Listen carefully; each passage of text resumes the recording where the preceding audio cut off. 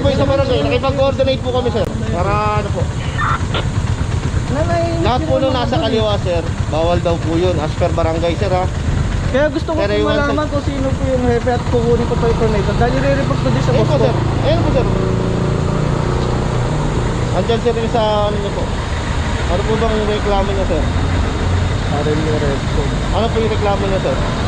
Magtutsa ito pero ano, ba't magtutaw na wala ako doon? Ganun po talaga yun, sir. May grace period kami 5 minutes. Yung po yung tinatawag na 5 minutes. Ito po ba yung sana ng Marikina? Sir, patapusin mo ako, sir. Opo, sa Matumano. Patapusin mo ako, sir.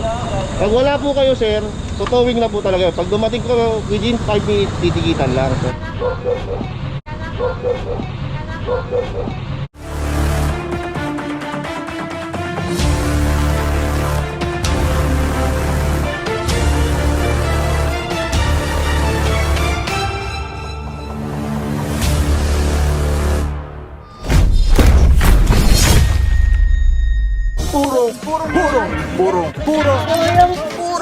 Purong pagmamahal. Alright mga puro, dito clear na yung area. Eh, nakuha na rin yung isang sedan doon na kulay silver.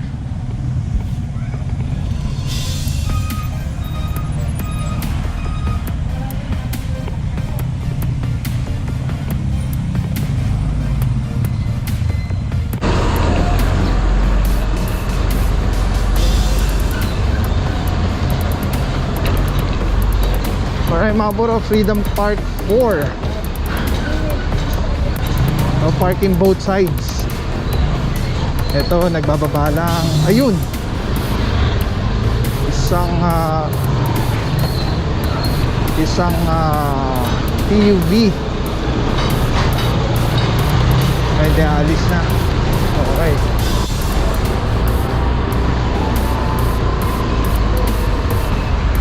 Hindi talaga uso helmet dito mga puro. Wala kang helmet si kuya.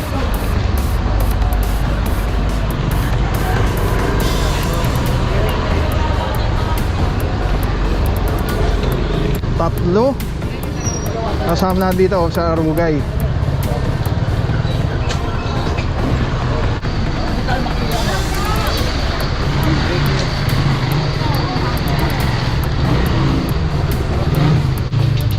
Okay mga puro, makikita nyo napakasikip na ng kalsada, no?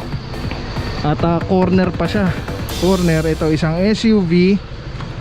Tapos dito naman may isang sedan na parang Parang ginawang bahay na.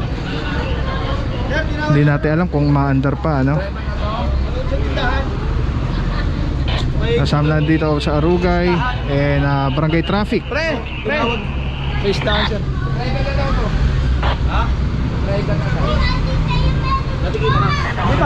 Alright, so itong isa may driver, titikita na lang. Inaantay na lang, kinuha yung lisensya. So ito yung orasan. Ito isang SUV. Palabas na may ari.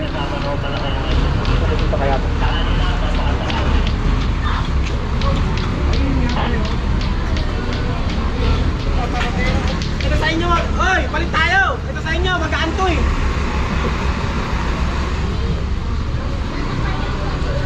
Okay mga puro, tapos dito meron pa pala.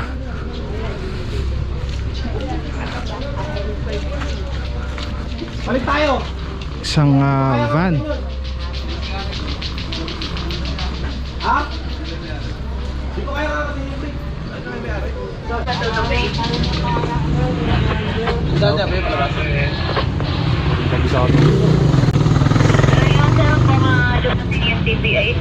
Mga puro, inaurasan na rin. Grabe, sobrang sikip na po pagdating doon.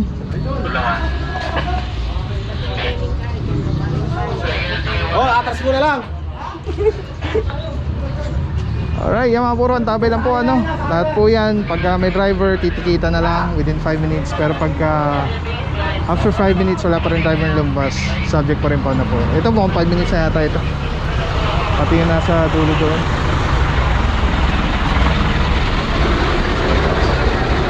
Nahilahin na po ito. Let's go guys.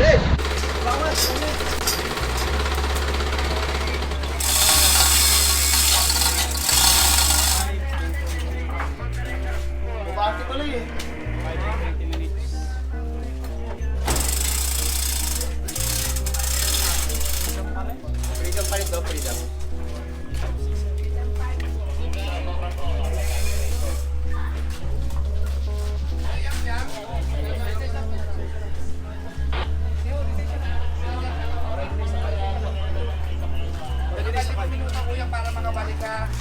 Ay, mga puro, may lumbas ng driver. Pero sa minuto, 5 minuto. Kunin lang daw yung lisensya para tikita na lang po. Kasi isa, ito baka maisan pa pagka walang lumbas na driver.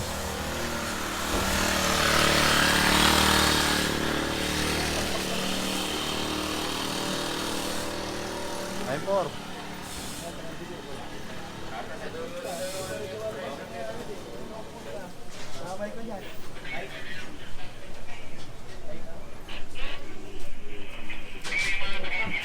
So send natin makapunta dito sa area na to. Freedom Park.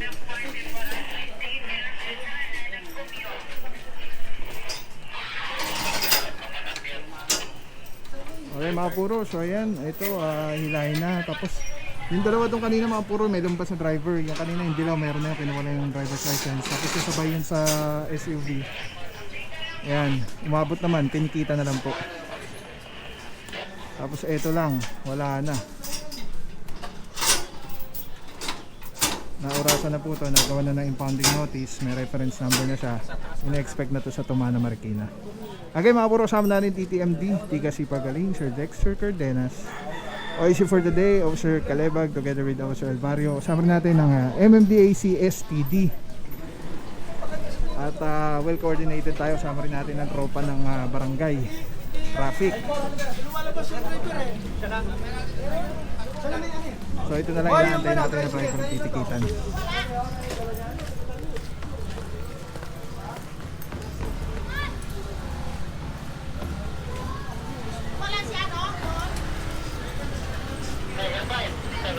Asan yung takya?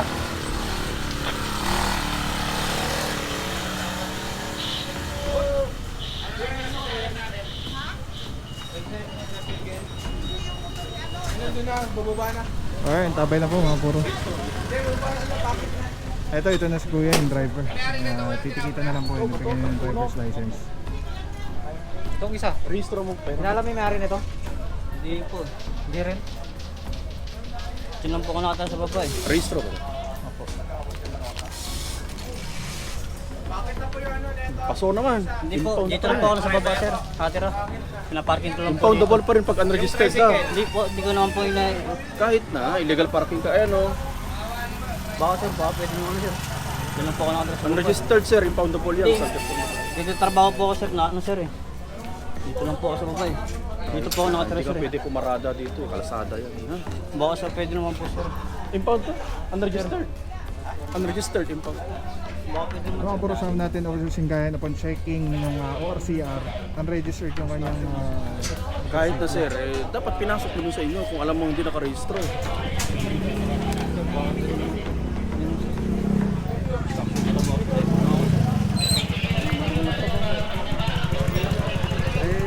Lisensya ka? Meron po. Ayarap po. Pagka ganito ng authorization po, kung kayo lumalabas muna. Kasi nakikitaan po kayo ng violation. Walang po, nautukan lang. Pero mga puro, may dumaan pa dito, ano, ang dami natin wala sa helmet.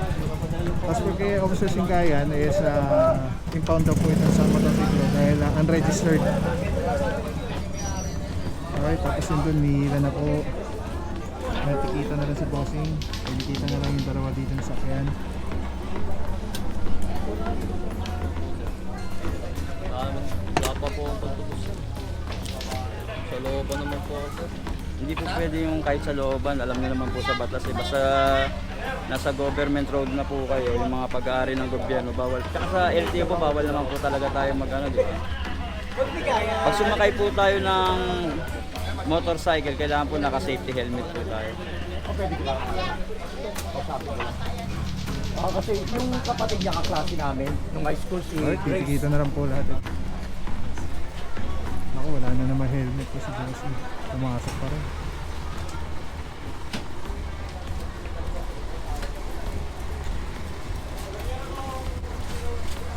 Dumiretso pa rin talaga.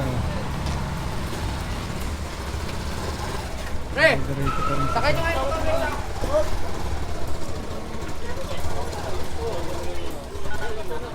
Oh, nakita niyo yung nag-operation, daan kayo ng daan, oh. Ngayon, huli ka. Hindi nga marunong mag-helmet. Sir, patagin muna. Sir, pasensya na po ah. Ay, si Kuya, oh, nahuli na rin, oh. Meron na lang ako license po. Maganda na kasi ako, sir. Mag-operation po kasi yun dito. So ngayon, pagka ganyan, nakikita po kami ng mga dumadaan dito. Hindi po namin sisitahin. Ngayon po, titikitan po kayo and then yung license yung ibabalik pagkatapos. Ha?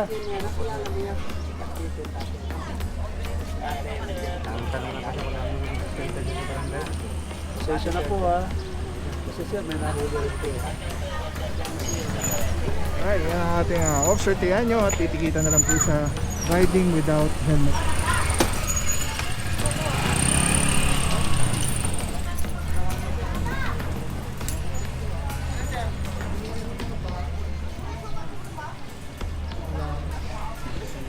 Next time, next time.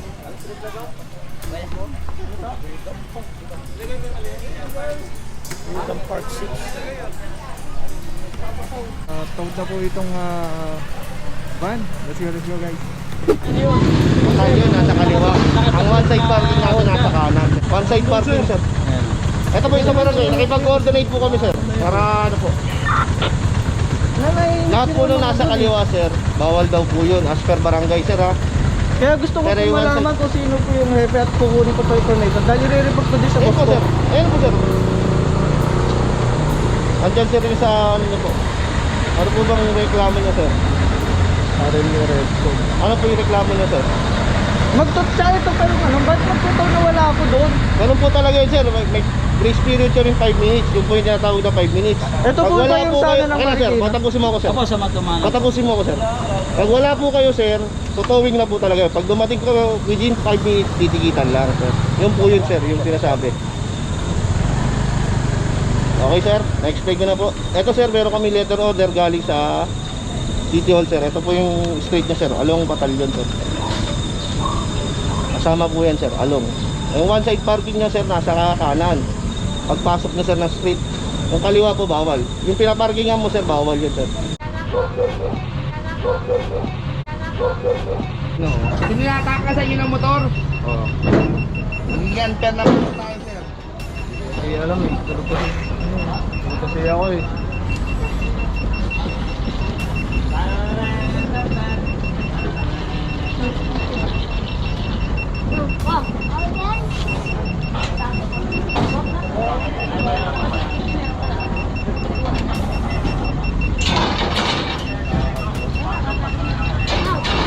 Dito naman ako yung lisensya. Kaya. Matagal na sir sa ulo, sir. Kanina pa ho kami. Ngayon, nung nakita naman ho tayo, sabi ko sa inyo, sir, pera na lang ako ng lisensya. Ano sabi mo sa akin? Bakit hindi naman sa akin yan? Hindi pala sa akin yan. Ngayon, nung hihilahin ako, magbibigay ho kayo ng lisensya. Ako na lang yung Dapat ho kanina pa ho. Sige na, pre, hilahin nyo na yan. Kanina pa rin tayo nandito. Si kuya nga, nahilahan dito eh. Kasi ako sir. Sige na, baba nyo na. Iiakit nyo na dito sa taas. Nakailang balik na si Kuya sa loob oh, sa bahay nyo. Parehang katok ni Kuya. Di ba tay? Kinakatok kayo ng kinakatok. Nakailang balik na kayo eh. lang sa Tulad kasi ako eh. Matagal mo yung pagkakanak ko. Tatlong balik na siguro si tatay pabalik-balik to sa inyo. Nasa mali po ko yung Ayun nga yung, oo, nandun na nga ako sa sinasabi niyang bawal. Pero wala kasi ako pagpasok Meron, ko sir. kanina, wala akong nakitang one side doon. Meron, sir.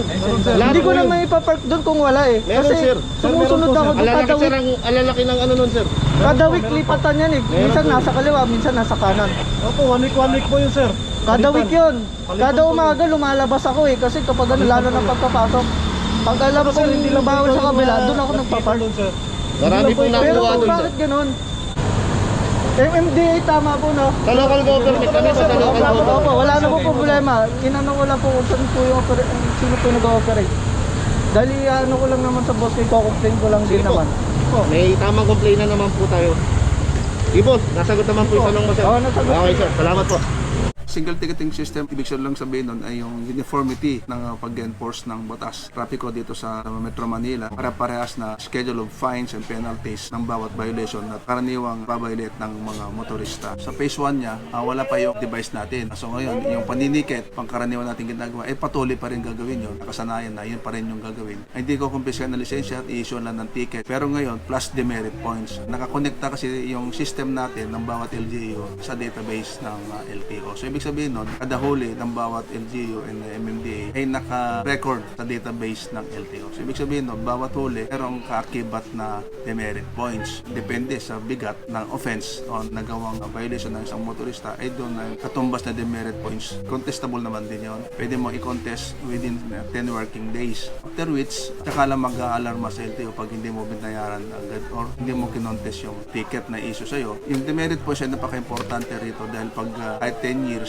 or 5 years yung validity ng inyong lisensya ay pwedeng kumpiskahin ng sinamang enforcer ang inyong lisensya kapag may tala sa record na humigit ka na sa 10 demerit points or meron kang outstanding or hindi binabayarang multa. Pag hindi mo siya binayaran o hindi mo siya kinontest within the 10 working days, yung pangalawang offense mo palagi ay pwede na kumpiskahin din ang iyong lisensya. Kahit saan ka mahuli, pwede mo naman rin siyang bayaran anywhere. Nice. Pwede ka magbayad sa counter ng over the counter ng bawat LGU sa City Hall. Also, yung mga payment scheme, electronic payment scheme, Nice. katulad ng GCash, Paymaya, and other sa mga bangko na katuwang natin sa e-payment. May limitation siya ng tatandaan po natin ang pagkakaroon ng lisensya isang privilege siya. So, ang gobyerno, through LTO, pwedeng bawiin anytime yung lisensya once you committed the maximum number of demerit points. So, initially, pag more than 10, mga pwedeng confiscahin and review yung license mo, pwede kang masuspend. Depende kung anong kabigat ang inyong mga committed violations. Or pag umabot ka ng more than 40, that's the time na pwede na sigurong i-revoke ay yung lisensya dahil nga sa sobrang dami na ng iyong violations. So, nakagawi dati na bayad ka lang, multa lang, tapos wala na. Pwede ka nang takbo lang ng takbo, violation ka ulit. Bayad ka ng multa at walang kaakibat na demerit. But this time, through RA 10930, kaakibat po doon yung demerit points ng bawat violation. So, nabibilang na po ang number of violations committed ng isang motorista or driver. Sa ating mga kababayan, sana sumunod lang po tayo sa mga lituntunin ng batas trapiko. Ito ay para sa isang road safety measure. Ang intention po natin dito ay magkaroon ng disiplina sa ating lansangan sa pamamagitan ng ating mga enforcer, sa ating mga motorista. Sumunod lang po tayo, magkaroon ng kaayusan at disiplina para magkaroon tayo ng maayos ang daloy ng trapiko at mabawasan po yung insidente ng mga banggaan o road crashes. Kami po yung umaapila sa inyo, magkaisa po tayo, pagtulungan po tayo para sa kakaunlad ng ating lungsod, para kakaunlad ng ating bansa. Bibig sarap lang, Telesim Philippines. Grabe, sobrang solid nito mga bro. Ito lagi natin kasama sa mga operations, sa mga vlogs natin. Tatanggalin nyo, twist nyo lang yan to the left. Tapos ayun na. Pwede mo ng handheld camera na siya. Tapos, ang ganda. Diba? Hindi ka mukhang yung parang may nakasabi sa'yo na weird. Ganda. Ganda ng kulay. Pogi-pogi pa rin. LSC number 1. Let's go. Purong pagmamahal. Maraming salamat sa'yo. Walang papapaw. So thank you so much sa walang sawang support, tiwala. Wala akong masabi kundi thank you so much. Thank you sa Panginoon at ingat kayo palagi. Again, kung wala akong papapaw. So thank you so much. God bless you. Purong pagmamahal. Thank you so much. God bless.